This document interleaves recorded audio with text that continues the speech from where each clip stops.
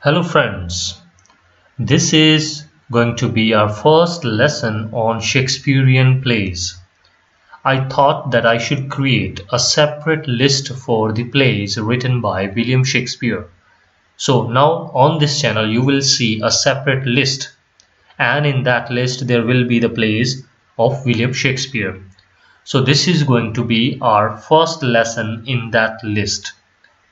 And the other lessons of British literature that will continue in the same list.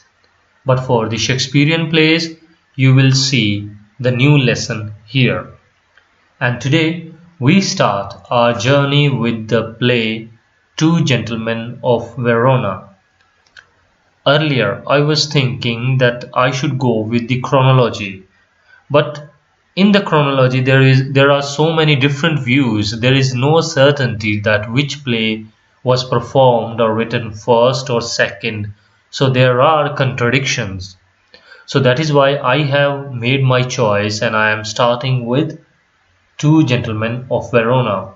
It was probably written in the year 1589 or so and performed later around 93, 4, 5, whatever. There are different views by the different authors or historians or critics.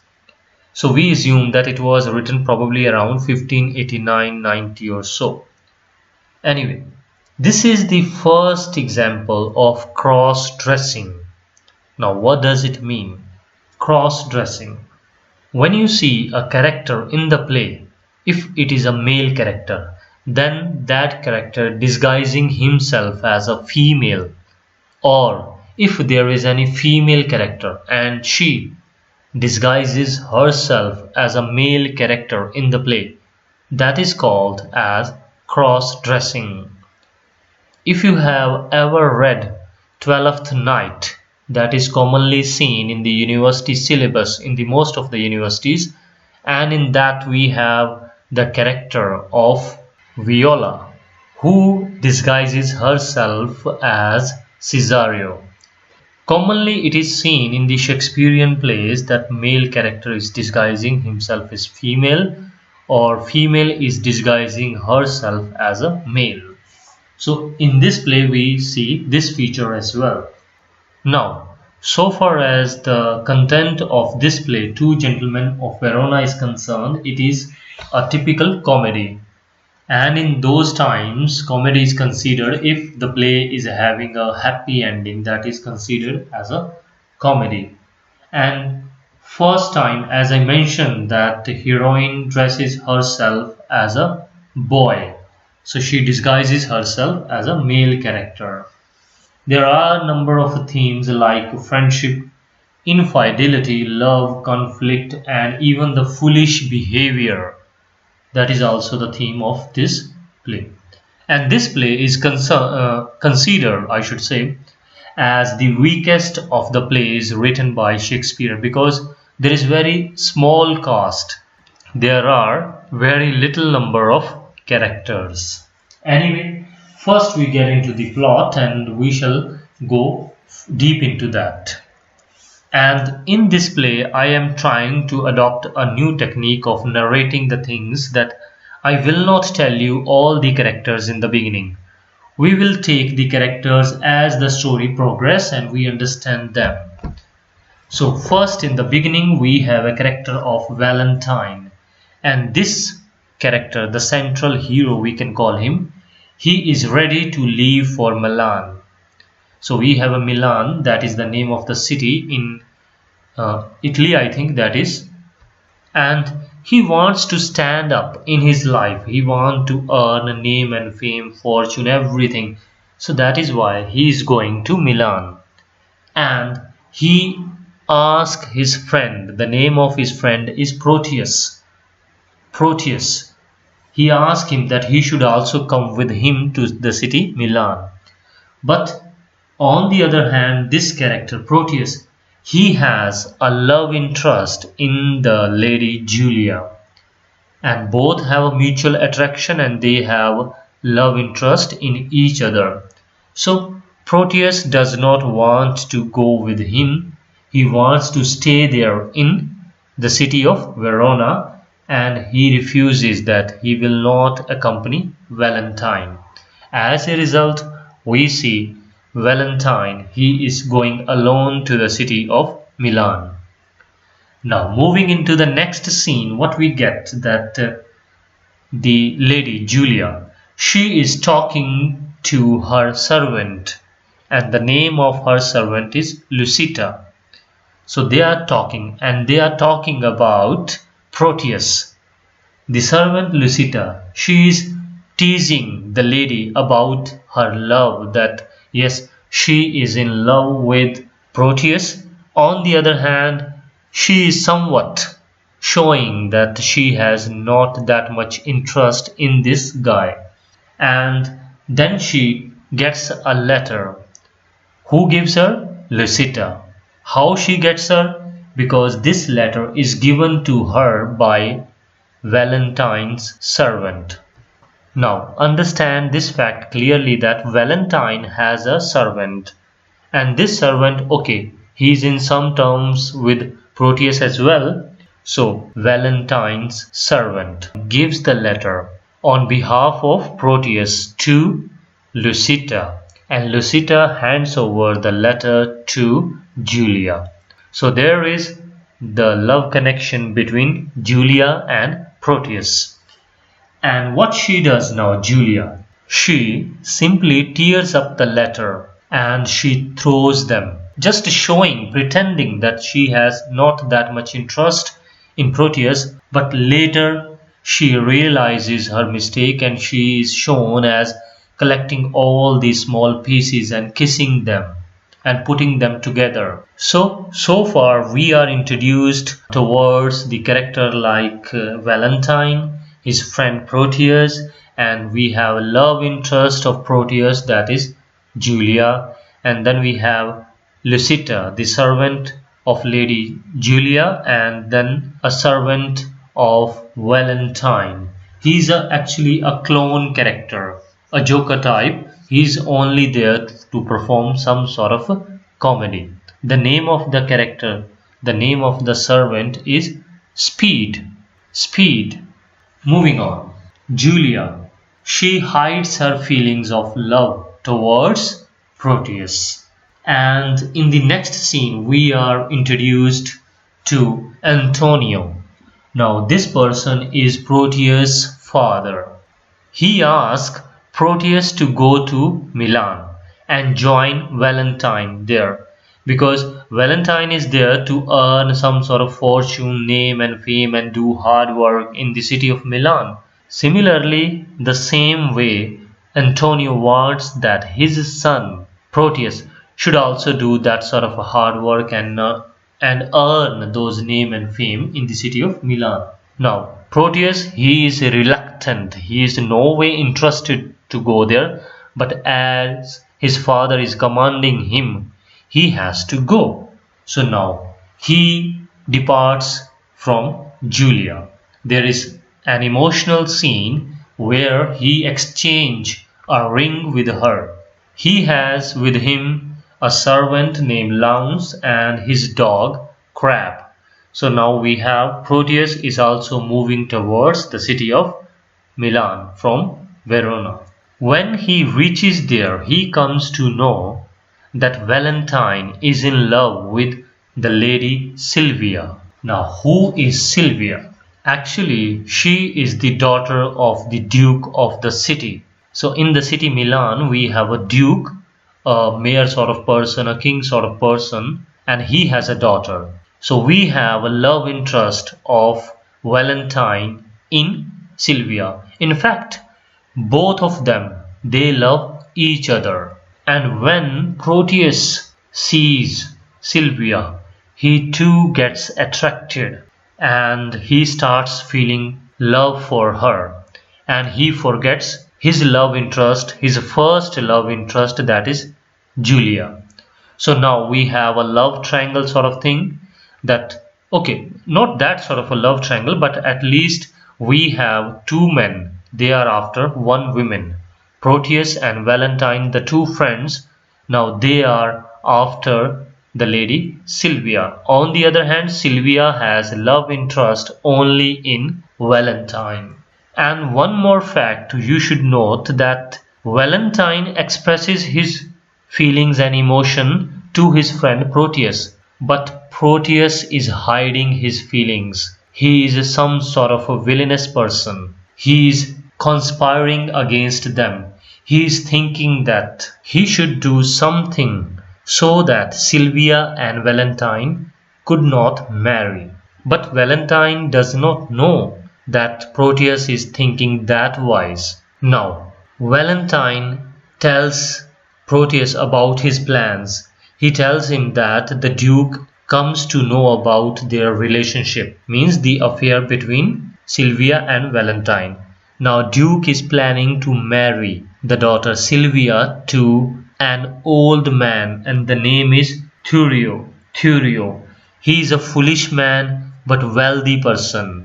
And mostly we see even in the plays and movies that sort of person who is no way handsome or intelligent, but he is wealthy enough that the parents of the girl, they are interested in him and they are ready to marry off even their younger daughters to that sort of old person. Valentine also tells Proteus that Duke has already locked Sylvia into her room because Duke is knowing everything about their affair and he does not want Sylvia to meet him. So now we have Valentine. He is planning to get, or I should say, to get her back and to free her so that they could marry. So he is making a plan and he is sharing everything with Proteus. Proteus also expresses his desire to help him, but inwardly he is thinking that how he could make his plan go as a failure so that Valentine could get arrested or should be given some sort of punishment. Proteus, what he does, he secretly informed Duke all about Valentine's planning, and as a result what we see, Valentine is arrested and then he is exiled from the city of Milan. Outside the city we see Valentine meeting some outlaws. What is outlaws? They are the criminal sort of person and they are in Mantua. That is also the name of a place. All these outlaws, these criminals who are exiled in the past, Valentine, when he comes across with these people, he tells them that he is there because he killed a man in a fight. So Valentine is lying so that they could get impressed that he is, yes, some sort of criminal. And what they do, that all these outlaws, they consider or they made this man as their leader. Now we see Valentine as the leader of these outlaws.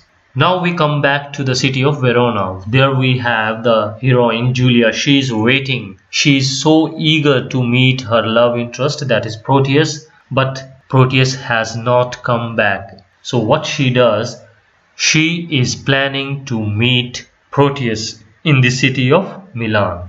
She dresses herself as a boy and then she has with her Lucetta. She wants to make sure that she should be safe. So that is why she dresses herself as a boy. Because if two girls, they are alone and going and traveling into the new city, definitely they will feel some sort of insecurity. But now as the people see that yes, there is a boy and a girl, then people will not take that much notice and she feels herself as a bit more comfortable and secure. And reaching there in Milan, what she comes to know that yes, her love interest is lost or is after the lady Sylvia. So now she is so much depressed and she feels that yes, this man did infidelity to her. Julia, she still keeps herself as a boy and names herself as Sebastian. So the cross-dressed girl, Julia, she is keeping herself as Sebastian. She becomes a page, a servant sort of person, and she joins in the service to Proteus. She starts winning his faith. In the end, we see that Proteus has full faith in him. I am saying him because for Proteus, Julia, disguised as Sebastian, is a boy. Now he has full faith in him and he gives her the same ring which they exchanged when they departed and ask him to go to Sylvia and give her this ring. Now, the lady Julia, disguised as Sebastian, she simply feels herself as dejected. On the other hand, we have Sylvia. She has lots of hate, scorn for Proteus. She has no interest whatsoever in this person. Rather, she is mourning. She is expressing her grief over the incident of Valentine, that her love interest is exiled from the city. And adding to her woes, what Proteus does, that he says to her that he heard something that people are saying Valentine is dead. Then again we move towards the outside of the city where we have Valentine, and there comes some important and famous lines where we have Valentine. He is making some sort of a speech to himself about the agony that he has as he is departed from his love interest Sylvia. So what he is saying, what light is light if Sylvia be not seen?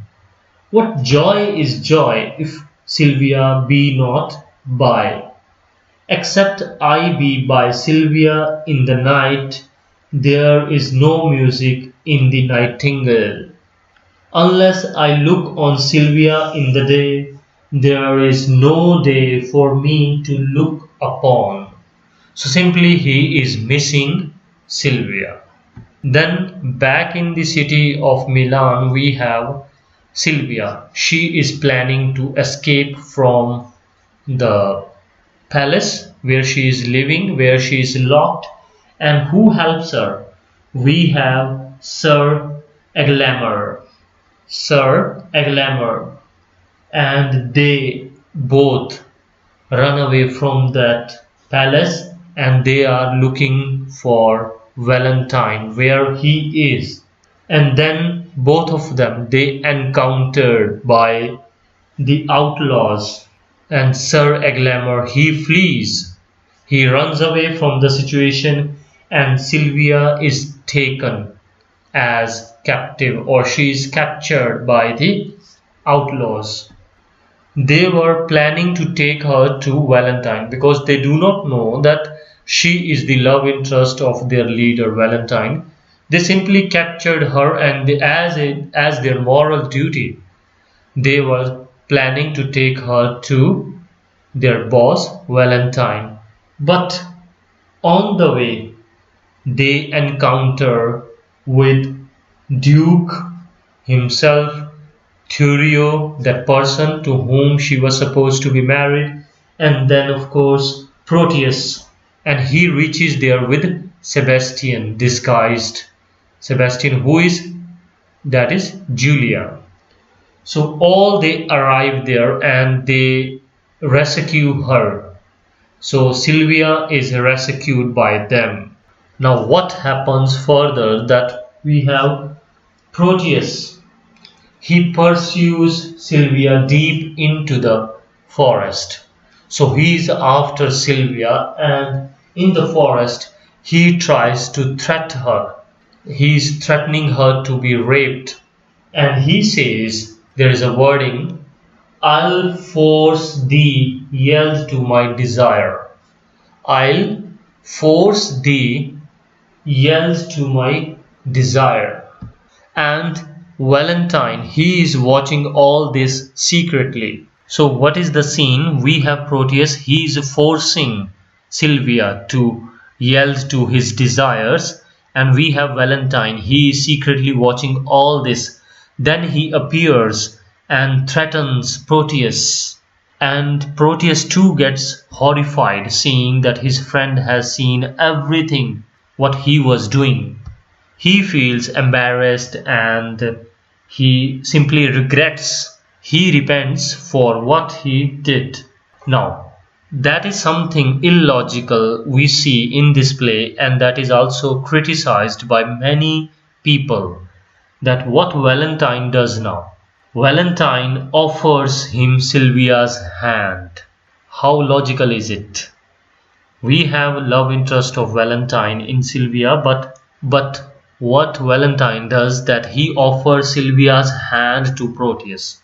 How can a good person like Valentine do this? He is offering his beloved's hand to a villainous person. Okay, that is his friend, but he has cheated him. So how can he afford that? Anyway, that is a separate question. We come back to the story. There, Julia sees everything. Now she is also witnessing all these development, and she faints.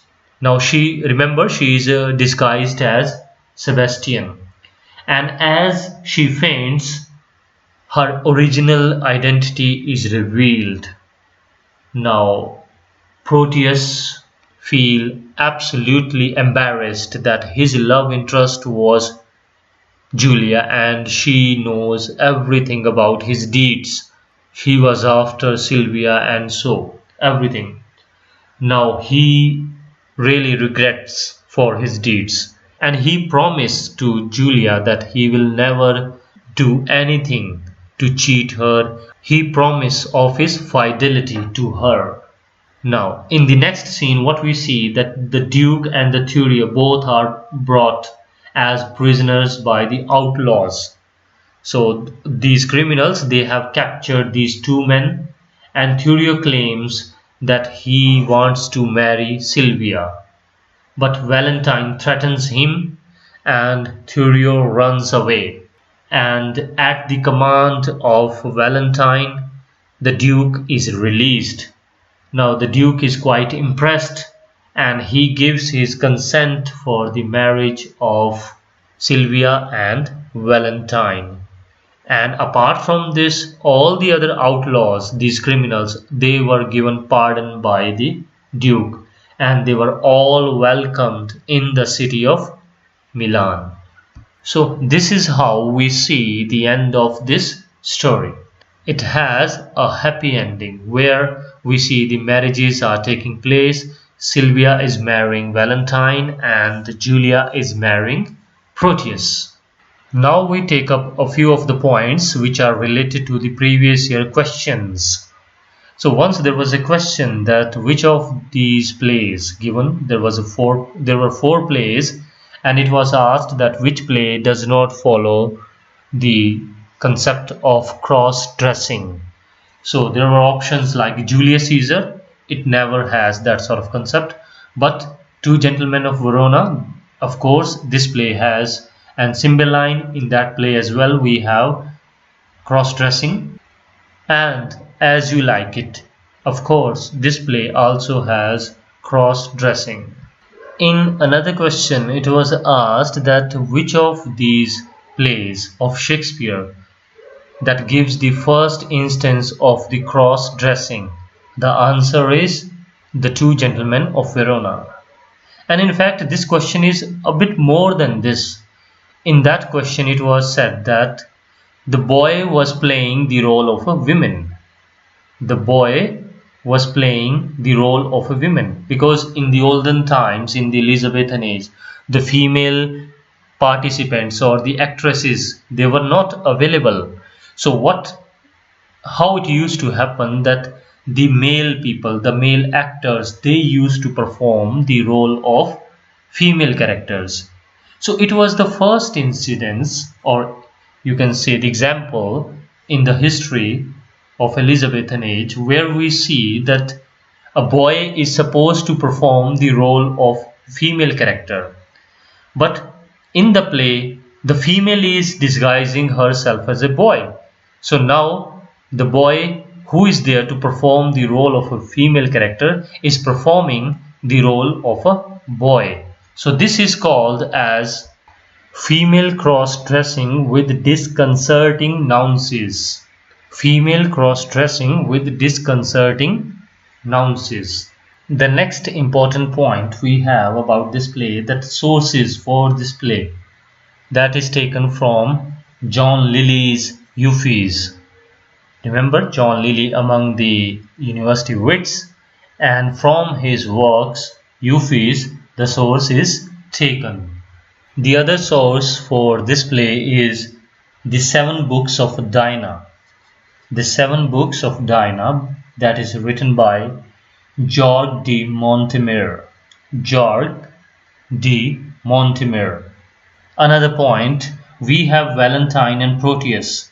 They talk almost in blank verse, in poetic form somewhat, and that is called as blank verse. A rhythmic language. To understand blank verse better, one example I can tell you, or I give you, that you should go to Google. There you can find Romeo and Juliet. There are a number of movies. When you listen to those dialogues, they are in poetic form. So that is called as blank verse, because there is no particular rhythm, no particular tone associated with them, but they are still talking in rhythmic language. Even there is one movie in Hindi, that is Hamlet. That is old movie, and if you watch that movie, you listen to the dialogues, that is in the blank verse in Hindi. They are not making proper sentences, rather they are making the lines as we have in the poetry. So that is called as blank verse. Then we have the 2 servants, Speed and Lounge. They talk mostly in prose. So Valentine and Proteus, they talk in blank verse, and Lounge and Speed, they talk in prose. And in this play, one more reference point, that Proteus is seen as the god of sea. Actually, how it comes? We have a work, Metamorphosis by Ovid. Ovid wrote this work, a Roman poet he is, in the ancient time, and in that we have the character of the god of sea that is changing every time. So we have Proteus in this play, his character is also changing every time. So that is why he is compared with the god of sea. So that is all about the 2 gentlemen of Verona.